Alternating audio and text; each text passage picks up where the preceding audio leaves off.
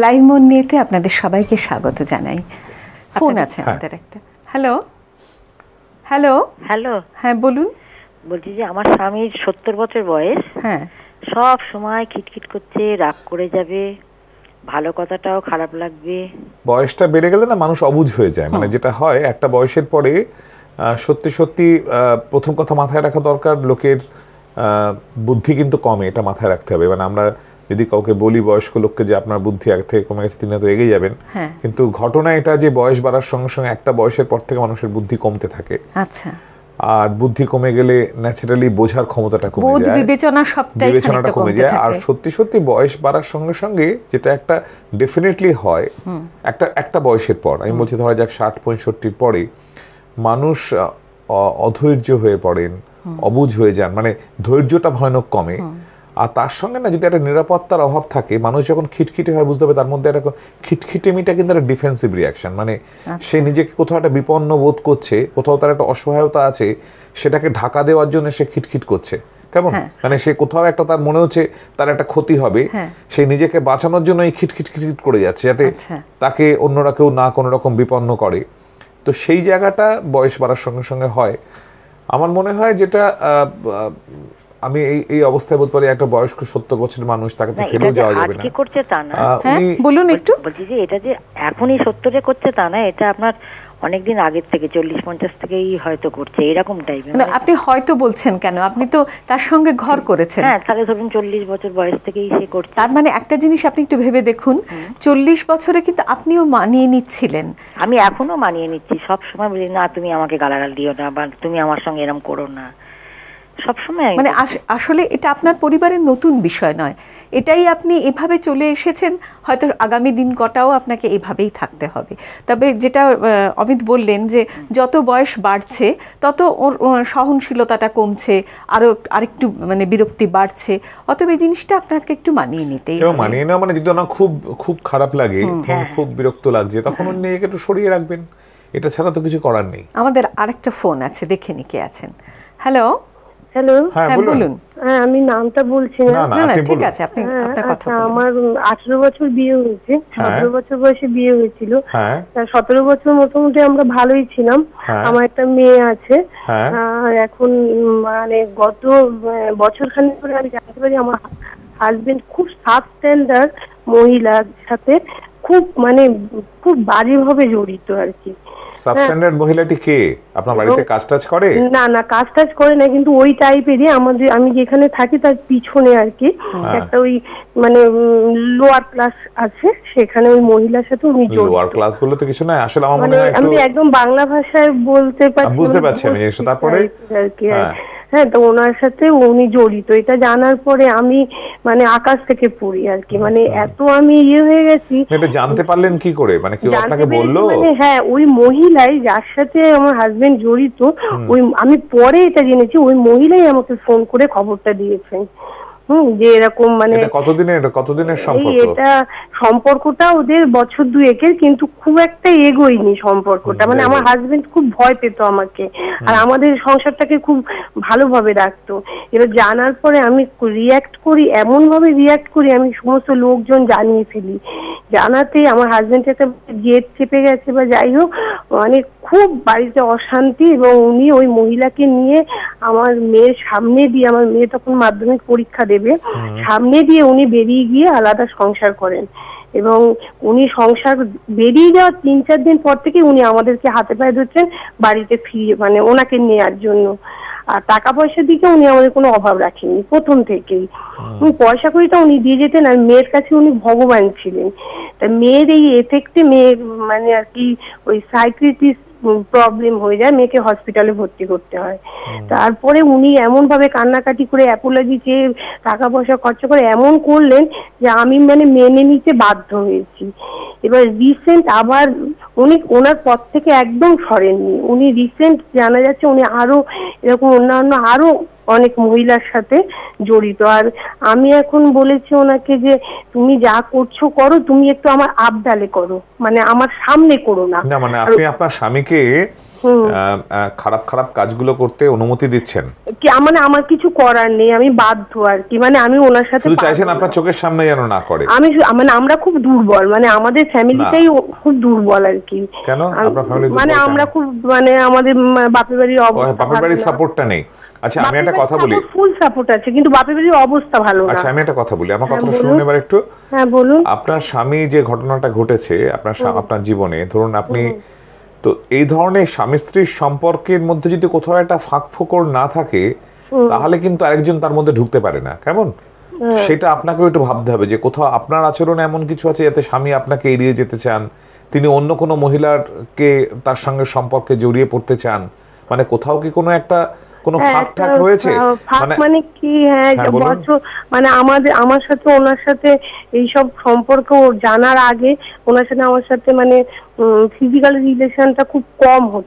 সেটা তো একটা খুব বড় জায়গা, জানেন তো।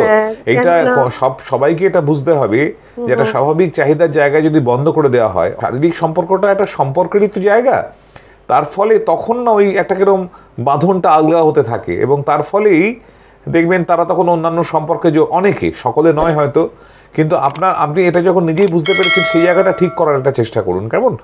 হ্যালো, আমার মনে হয় ফোনটা কেটে গেছে। এটা উনি যে সমস্যাটা বলেছেন এটা বহু মানুষের সমস্যা রত্না। তো সেক্ষেত্রে আমার সাজেশন হবে যে এইটা অন্তত ঠিক করে নেওয়া। আর সত্যি সত্যি ওনার বয়স মাত্র 35, কেমন? 35 বছরের একজন মহিলা পরিষ্কারই বলছেন তার কোনো তেমন কোনো ফিজিক্যাল সম্পর্ক নেই, তার মানে ওনার একটা অনাগ্রহ আছে। এখন তার স্বামী যদি সত্যি সত্যি ওখানে একটা চাহিদা না মেটে, তাহলে কিন্তু সেটা একটা পথ, এবং আমি বলছি এটা সমর্থনযোগ্য নয়। এ ধরনের বিবাহ মানে বিয়ের বাইরে এই ধরনের সম্পর্ক সমাজ মানে না, কেউ মানতে চায় না। কেন? কিন্তু ঘটনাটা ঘটে ওই কারণে, যেহেতু একটা চাহিদা মেটে না বলে। তো সেটা ঠিক করে নেওয়া।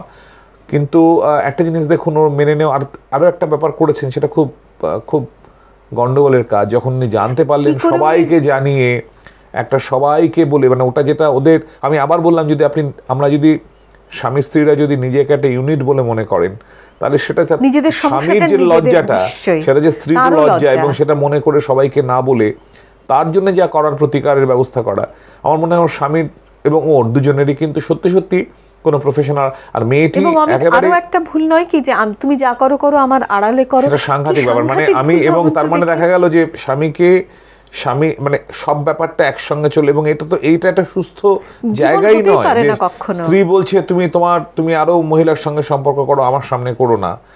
আর তার মেয়ে জানছে, মেয়ের কাছে বাবার কোনো শ্রদ্ধার জায়গা থাকছে না। তো এইটা তো একটা অদ্ভুত মানে অভাবনীয় পরিবেশ, কেমন? আমি বলবো এটা উচিত, এবং দুজনেরই উচিত, এখন দুজন মানে পুরো পরিবারটার উচিত এখন একটা প্রফেশনাল সাহায্যের জায়গায় যাওয়া, কোনো সাইকোলজিস্ট কিংবা কোনো সাইকিয়াট্রিস্টের কাছে গিয়ে তাদের সাহায্য নেয়, এবং সত্যি সত্যি এই প্রবলেমটা সলভ হতে পারে ওইভাবেই। এবং আমি বলবো যে ওই লোকালিটি, এমন অনেক সময় হয় না যে একটা যে অঞ্চলে রয়েছে সেখানে আমার নামটা খারাপ হয়ে গেছে, তো সেই অঞ্চলটাও ছেড়ে চলে যেতে হয়, নতুন করে আবার শুরু করতে হয়, সেই শুরু করার কথাটা ওদের ভাবতে হবে। আচ্ছা, আরেকটা ফোন আছে। হ্যালো, হ্যাঁ বলুন। হ্যাঁ আচ্ছা, আমি একটু আমার সমস্যাটা জানাতে চাই। হ্যাঁ বলুন। হয়েছে কি, অ্যাকচুয়ালি আমার 29 বছর বিয়ে হয়েছে। হ্যাঁ। তো আমার এক ছেলে এক মেয়ে আছে। হ্যাঁ। এবং আমি বিদেশে বহু বছর ছিলাম। হ্যাঁ। ধরুন 18-19 বছর বিয়ে ছিলাম। আচ্ছা। আমার শাশুড়িও ছিলেন আমার সঙ্গে। আচ্ছা। তারপরে যাই হোক কোনো কারণে আমার স্বামীর ভালো লাগেনি, চলে এসেছেন। বেশ। হ্যাঁ, চলে এসে উনি আজ 14 বছর কোনো কিছু করেন না, এখানে চুপচাপ বসে রয়েছেন, এবং অসম্ভব অ্যালকোহলিক। হ্যাঁ, এবং আমাকে প্রচন্ড মারধর করে। হ্যাঁ, আমি ওনাকে অনেকভাবে চেষ্টা করছি যে নানা রকম ভাবে যে উনি কিভাবে এই সঙ্গ ত্যাগ করা, কিছু বাজে সঙ্গ আছে এইসব ত্যাগ করা, এবং ছেলে মেয়েকে ওর দলে সমস্ত নিয়ে আমাকে একদম একা করে। ছেলে মেয়ে আপনার সঙ্গে নেই? না, ছেলে মেয়ে বাবা অ্যালকোহলিক, বাবা কাজকর্ম করেন না, মাকে অ্যাবিউজ করেন, হ্যাঁ, মাকে মারধর করেন, গালাগালি করেন, তাকে সাপোর্ট করে। ওরা সাপোর্ট করে, ওরা তো কিছু বোঝে না, ওদের তো পয়সা না, ওরা তো বোঝে না, এটা তো আমি মানতে চাইছি না। তার মানে আপনার ছেলে মেয়ে তাদের তো বয়স হয়েছে, তারা বয়স কত তাদের? ডেফিনেটলি বয়স হয়েছে। শুনুন, মেয়ে একটা সময় প্রচুর রিভোল্ট করেছিল, এখন মেয়ে চুপচাপ হয়ে গেছে, কারণ আমার মেয়ের বিয়ে হয়ে গেছে, অ্যালুপ হয়ে গেছে। আচ্ছা, মেয়ে চলে গেছে, ছেলের বয়স কত? ছেলের 20 বছর বয়স। ছেলে আপনাকে সাপোর্ট না দিয়ে বাবাকে? ছেলে সাপোর্ট দিচ্ছে না এই কারণ ও তো পয়সা করি ওখান থেকে পাচ্ছে মেইন জায়গাটা। হ্যাঁ, সুতরাং সেখানে তার বাবাকেই তো আজ করছে, তার বাবার প্রায়োরিটি ও বেশি দিচ্ছে, আমাকে মানে কোন রকম কি প্রাধান্য। আচ্ছা, তো আপনার এখন ব্যাপারটা যেটা দাঁড়িয়েছে যে আপনাকে উনি নিয়মিত নিগ্রহ করেন, প্রচন্ড ভাবে, মানে মারধরও করেন? হ্যাঁ, আমার স্বামী রীতিমতো আমাকে মারধর করে। তো আপনি 29 বছর বিয়ে হয়েছে, আপনার নিশ্চয়ই বয়সও হয়েছে এখন। কত আপনার বয়স এখন? আমার 40 প্লাস। কত? 40 প্লাস। না, 40 প্লাস কি করে হবে? আপনার তো অনেক বয়স হওয়া উচিত, কেন না? না, আমার খুব ছোট বয়সে বিয়ে হয়েছে। কত আপনার? 10 বছর বয়সে তো বিয়ে হয়নি? হ্যাঁ, 19 বছর, হ্যাঁ, বিয়ে হয়ে গেছে। 19 বছর হলে আপনার এখন 47-48 বছর বয়স, কেমন? 48, আপনি 50 এর কাছাকাছি বয়স আপনার, কেমন? তো 50 বছরের কাছাকাছি একজন মহিলা তার স্বামীর কাছে মার খাবেন, আর তার ছেলে সেটা কিছুই করবে না, কেউ কোনো অ্যাকশন নেবে না, তাহলে আপনার যেটা করণীয়, আপনি স্বামীর থেকে নিজেকে বিচ্ছিন্ন করুন।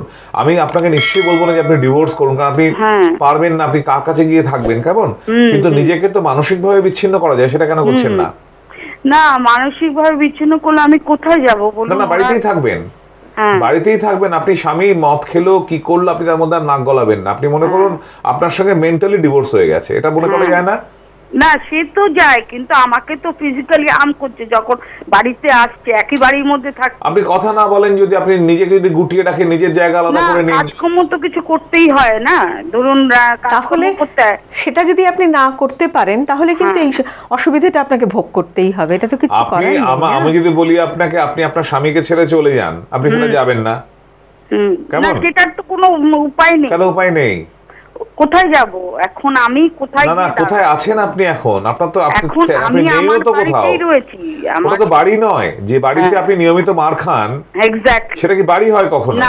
বাড়িটা তো ভালোবাসার জায়গা, নিশ্চয়ই। হ্যাঁ, তো আপনি এটাকে বাড়ি বলছেন কেন? আপনি যেটাকে বাড়ি বলছেন সেটা কিন্তু আসলে বাড়ি নয়, সেটা আপনার একটা, যেখানে আপনাকে নিগ্রহ করা হয়, সেটা তো কারো বাড়ি হতে পারে না। কিন্তু আপনি ওটাকেই বাড়ি ভেবে ওটাকেই আপনি আঁকড়ে ধরে বসে আছেন, আপনি যেতে পারবেন না। তো আপনি যদি সেইখানে থাকতেই হয়, নিজেকে মানসিক ভাবে তো বিচ্ছিন্ন করুন স্বামীর থেকে। আপনি ওর সঙ্গে কথা বলবেন না, ওনার কোনো খোঁজ খবর নেবেন না, ভালো মন্দ দেখবেন না, এগুলো করতে পারবেন না।